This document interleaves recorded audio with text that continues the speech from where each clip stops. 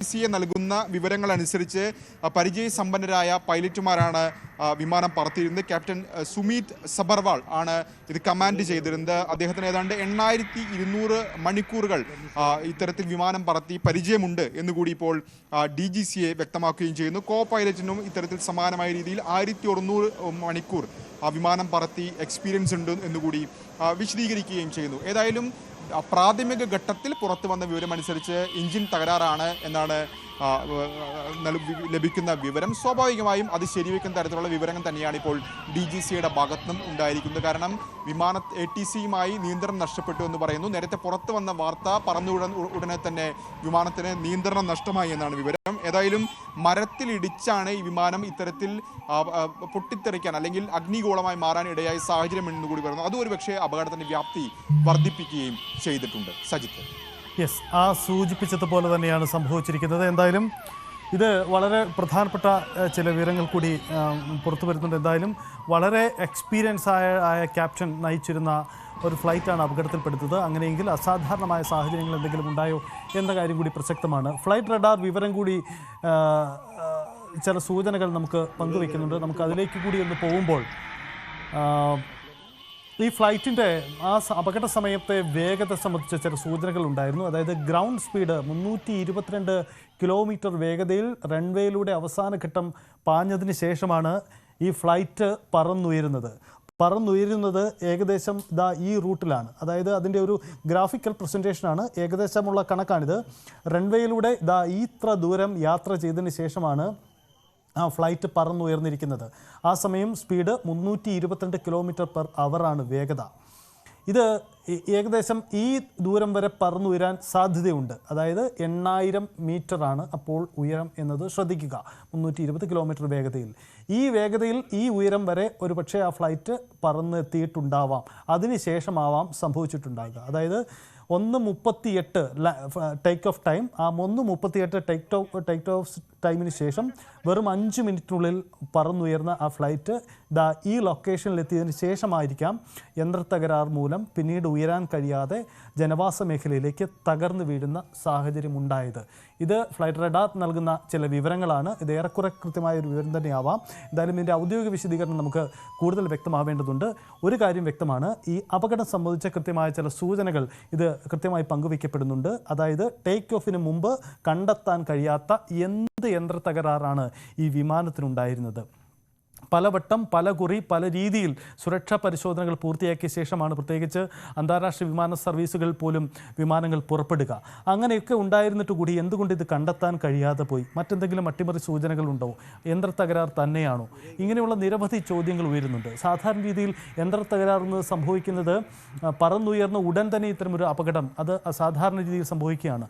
Flight അപകടങ്ങൾക്ക് സാധാരണ നമ്മൾ കാണുന്നതാണ് പറന്നുയർന്ന് അത് ഉയർന്ന തലത്തിലെത്തുമ്പോൾ സംഭവിക്കുന്ന ചില അപകടങ്ങൾ അത് പിന്നീട് തകർന്നു വീഴുന്ന സാഹചര്യങ്ങൾ നമ്മൾ കണ്ടിട്ടുണ്ട്. മറ്റൊന്ന്, അത് ഫ്ലൈറ്റ് ലാൻഡിംഗ് സമയത്ത് നടക്കുന്ന ചില അപകടങ്ങളാണ്. ലാൻഡിംഗ് കൃത്യമാവാതെ പോകുമ്പോൾ ലാൻഡിംഗ് ഗിയറിൻ്റെ തകരാറും മറ്റ് അനുബന്ധ തകരാറുകളും വരുമ്പോൾ ഫ്ലൈറ്റ് അപകടങ്ങൾ നമുക്ക് കേരളത്തിലടക്കം അനുഭവമുണ്ട്.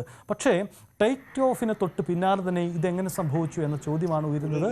അത് സംബന്ധിച്ച സുരക്ഷാ മുന്നറിയിപ്പുകൾ ഇല്ലാതെ പോയതെങ്ങനെയാണ്?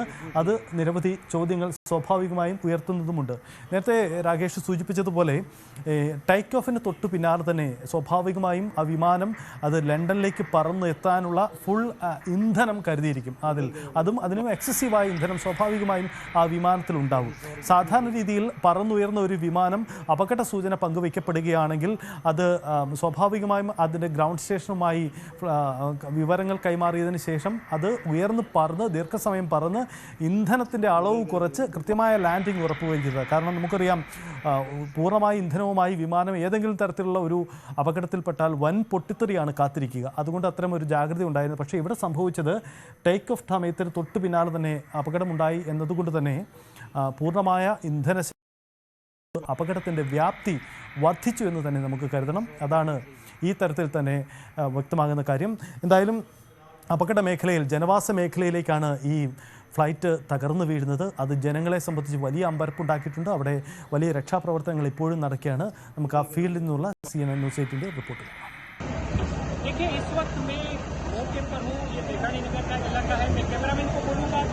अब देखिए कि यहाँ एयर इंडिया की जो टेल है, टेल वो टेल यहाँ पर जिस तरह आई है और सामने वहाँ पर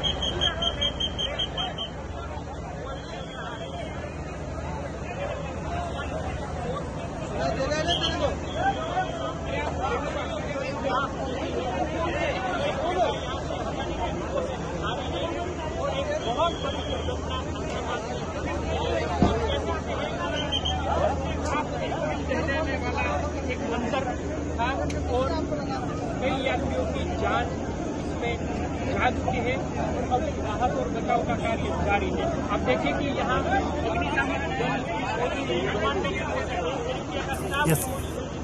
ലേഖകൻ്റെ റിപ്പോർട്ടാണ് നമ്മൾ കണ്ടുവരുന്നത്. എന്തായാലും അവിടെ വലിയ രീതിയിലുള്ള രക്ഷാപ്രവർത്തനങ്ങൾ നടക്കുന്നു എന്ന് വേണം മനസ്സിലാക്കാൻ. നേരത്തെ രാകേഷ് സൂചിപ്പിച്ചതുപോലെ കൂറ്റൻ ഫ്ലാറ്റുകൾ, അതായത് ഈ വിമാനത്താവള പരിസരത്ത് തന്നെയാണിത്, അതുകൊണ്ട് കൂറ്റൻ ഫ്ലാറ്റുകൾ അടക്കമുള്ള വലിയൊരു ജനവാസ മേഖലയാണിത്. യെസ്, ചില ഔദ്യോഗിക വിശദീകരണങ്ങൾ കൂടി.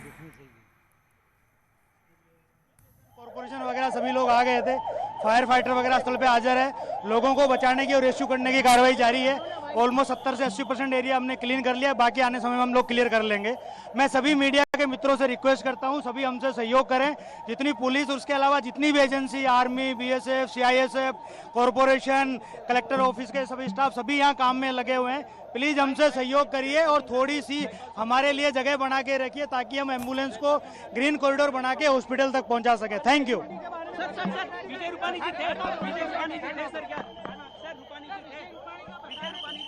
अभी आइडेंटिफाई नहीं हुआ, जब होगा तब बताया जाएगा। भाई सभी साइड में हो जाइए। അപകട കാരണം സംബന്ധിച്ച ഒരു വ്യക്തതയും ഇപ്പോൾ ആർക്കും പങ്കുവെക്കാൻ കഴിയില്ല. അവിടെ പ്രദേശവാസികളോടും മാധ്യമപ്രവർത്തകരോടുമെല്ലാം അവിടെ നിന്ന് മാറി നിന്ന് തന്നെ സംവിധാനം ചെയ്യണമെന്ന അഭ്യർത്ഥന കൂടി പോലീസിൻ്റെ ഭാഗത്തും ഉണ്ടാകുന്നുണ്ട്. ഒരു അപ്ഡേറ്റ് കൂടി കൂട്ടിച്ചേർക്കാം. 40 മരണമെന്ന വിവരം കൂടി വരുന്നുണ്ട്. അതായത് 40 മരണം ഇപ്പോൾ തന്നെ ഗുജറാത്തിലെ അഹമ്മദാബാദിലെ സിവിൽ ഹോസ്പിറ്റൽ ഉണ്ട് എന്ന ചില വിവരങ്ങൾ കൂടി പുറത്തു വരുന്നുണ്ട്. അങ്ങനെ മരണസംഖ്യ ഏറുന്നു എന്ന കാര്യം വ്യക്തമാണ്. കാരണം ആ മരണത്തിൻ്റെ വ്യാപ്തി അത്ര കണ്ട് വലുതാണ് എന്ന കാര്യം കൂടിയാണ്. കൃത്യം 4 മണിക്ക് അമിത്ഷാ അഹമ്മദാബാദിലേക്ക് പുറപ്പെടുകയാണ്. അദ്ദേഹം 5 മണിയോടുകൂടി അഹമ്മദാബാദിൽ എത്തിച്ചേരും. പ്രധാനമന്ത്രി അദ്ദേഹത്തോട് എത്രയും പെട്ടെന്ന് അങ്ങോട്ടേക്ക് തിരിക്കാൻ ആവശ്യപ്പെട്ടിട്ടുണ്ട്. അങ്ങനെ നമ്മുടെ രാജ്യത്തിൻ്റെ സംവിധാനങ്ങൾ പൂർണ്ണമായും ഏകോപിപ്പിച്ചുകൊണ്ടുള്ള ഒരു പ്രവർത്തനത്തിലേക്ക് തന്നെ മാറുകയാണ്. ഈ അപകടത്തിൻ്റെ വ്യാപ്തി അത്ര കണ്ട് വലുതാണ്. രാകേഷ് തുടരുന്നു എന്ന് കരുതുന്നു. രാകേഷ്, മരണസംഖ്യ ഏറുമെന്ന കാര്യം ഉറപ്പാണ്. കാരണം ഈ അപകടത്തിൻ്റെ വ്യാപ്തി, ആ ദൃശ്യങ്ങൾ നൽകുന്ന സൂചനയും അങ്ങനെ തന്നെയാണ്. നിലവിൽ 40 മരണം എന്ന കാര്യം കൂടി പുറത്തു വരുന്നുണ്ട്. കൂടുതൽ മറ്റെന്തെങ്കിലും വിശദാംശങ്ങൾ നമുക്ക് ലഭ്യമാകുന്നുണ്ടോ? അതെ സജിത്ത്, മരണസംഖ്യ ഉയരുകയാണ്. ഇപ്പോൾ 40 പേർ മരിച്ചു എന്നാണ് ഇപ്പോൾ ലഭിക്കുന്ന വിവരം.